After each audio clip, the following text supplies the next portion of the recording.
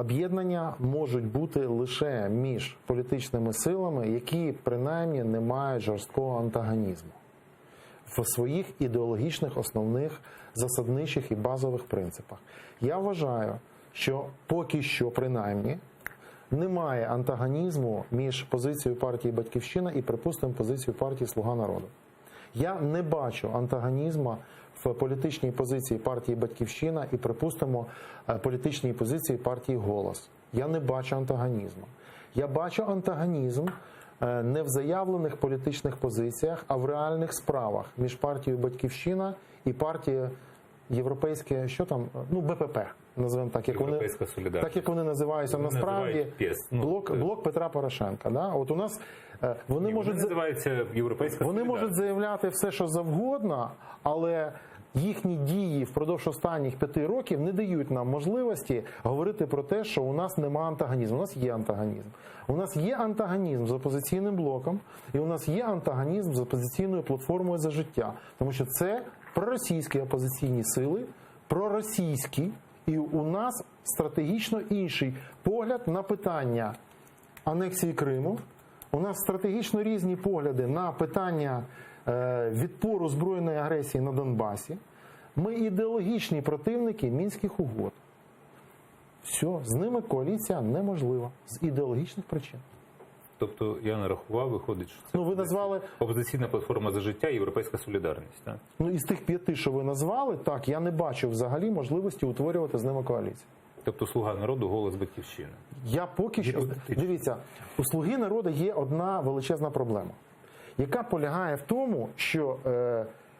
що я очікував від президента? Я очікував від президента того, що президент вийде і в інавгураційній промові скаже: мої засадничі позиції от такі, такі і такі. Припустимо, я бачу в такий спосіб відсіч збройної агресії Російської Федерації на Донбасі. І принаймні скаже якісь глобальні речі. Сьогодні Разумков сказав, що немає швидкого вирішення. Я не хочу слухати Разумкова. Це ж голова партії. Можна я ж кажу, що я хотів би почути від президента. Від президента.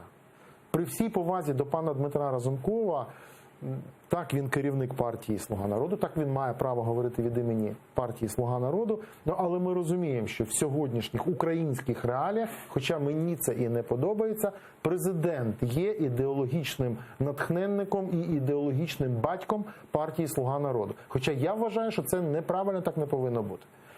Але так воно є насправді. Тому я би хотів про це почути від президента. Не від різних, як вони кажуть, ми команда З. Я не розумію, що таке команда З. Я розумію, що є президент, якого обрали, і я би хотів від нього це почути. Тому я і кажу, кожен раз ставлячи кому, що я не бачу на сьогодні ідеологічних розбіжностей між «Батьківщиною» Це вдалий маркетинг. Ви, напевно, звернули увагу на бігборди «Депутат, Слуга народу». Да. Знеособлене, просто по кольору, просто що це «З» і так далі і тому подібне. Так що це маркетинг, я перепрошую. От я сьогодні прочитав одну думку, з якою я погоджуюсь.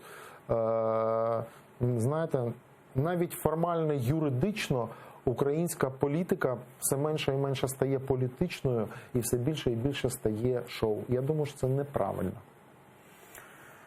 Сказав Сергій Власенко, представник партії «Батьківщина», яка проводила красиві заходи передвиборчі президентські, представляли кілька разів новий курс. Романе, давайте не плутати. Якщо іде презентація політичних програм, так, вони повинні бути видовищними. Тут немає проблеми.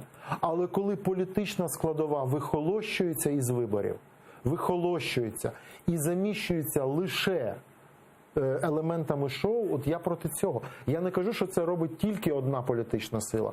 Це роблять низка політичних сил, але я це не сприймаю. Ну, знаєте, тут я не знаю, чи ви закидаєте Юлію Тимошенко, що вона погана актриса. Я вважаю, що кожен політик, який несе харизму, він я кажу про інше.